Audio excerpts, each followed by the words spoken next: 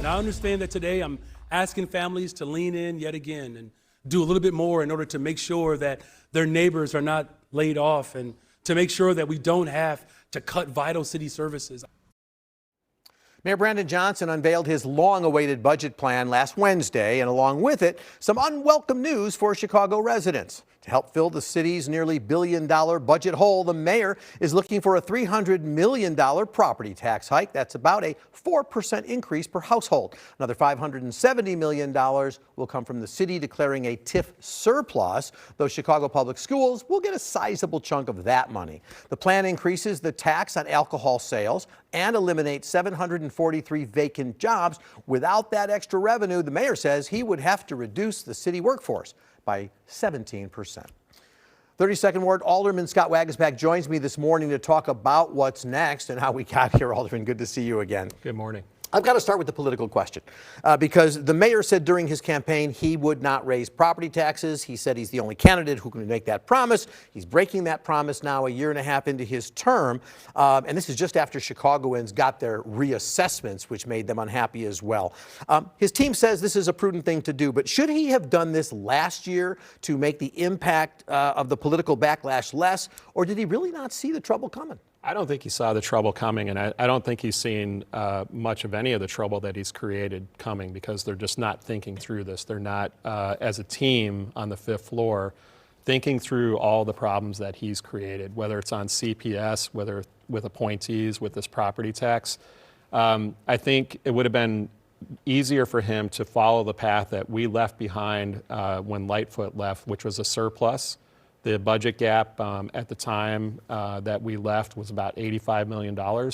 He decided to come in and take a completely different turn in the way he wanted to run the city, which was more expenditures, probably not looking at the things they should have, and he ended up having to rely on a property tax increase to get through this budget. Well, he's adamant now in saying that the cuts were not an option, the 17% that he would have had to have done if he didn't have the property tax increase. He also said everything's on the table. You've been through this budget process many times through the years. What's he missing? What are the alternatives they should have been looking at or should be looking at? I think we still have to look at contractual services where we've seen an increase there. He has also blamed the state of Illinois on a couple of issues, the property tax replacement.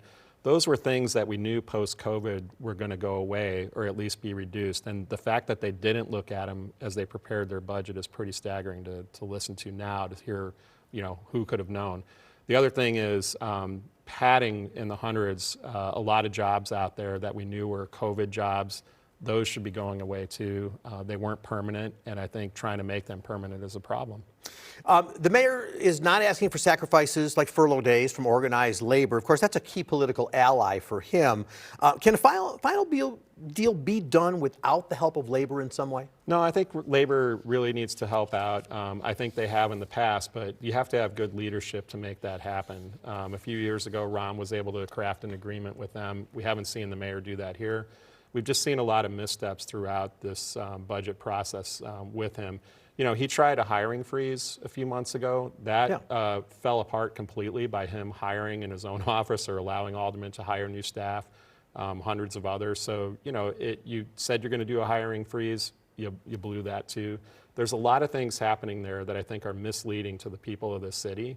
And just saying that you either get rid of police services and take this hike or otherwise, it's not a good way to do government. In his budget address, the mayor took some time to deride his predecessors, relying on things like the parking meter deal that happened under Daley. He basically said he's come in after irresponsible administration after irresponsible administration kicked the can down the road. And so he's saying it's better to increase taxes for all rather than find an alternative means of revenue because the tax hit is going to be more permanent, it's more lasting, it has the revenue. Who owns this? I think he does. And again, like I was saying, we left him with an $85 million budget gap going into this year or last year, and then 126 into the next year. I think it's really on him and his staff to figure out how to do this without increasing all these options that they wanted to have and telling taxpayers you're going to pay for it on top of what we already have. All right, here's the question that involves you. But the Tribune reporting that 48 out of the 50 aldermen are taking pay raises of over 4%. You are one of them. What do you say to your constituents who say, you know, I'm not sure how I'm paying my rent. I'm not getting raises. And if I do, I'm getting a much smaller raise than you guys are getting. And yet you all who are in charge of the budget, you're all getting more money. Yeah, for several years I took the furloughs and I didn't take pay increases.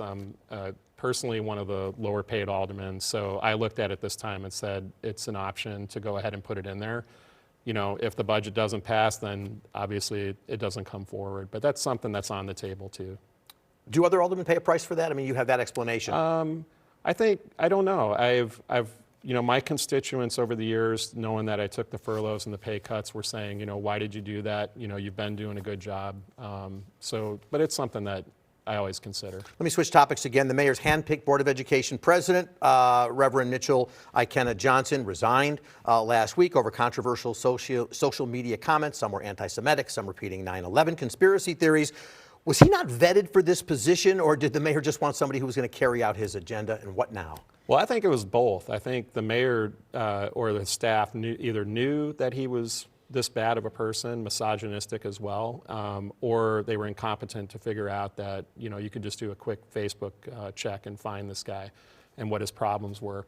So either way, it's a neglect of duty by this administration, and I think it behooves them to hire professional people around and to start making the city work instead of driving it into the ground. Alderman Scott Waguespack of the city's 32nd Ward, thank you for being with me, sir. Appreciate it. Have a good Sunday.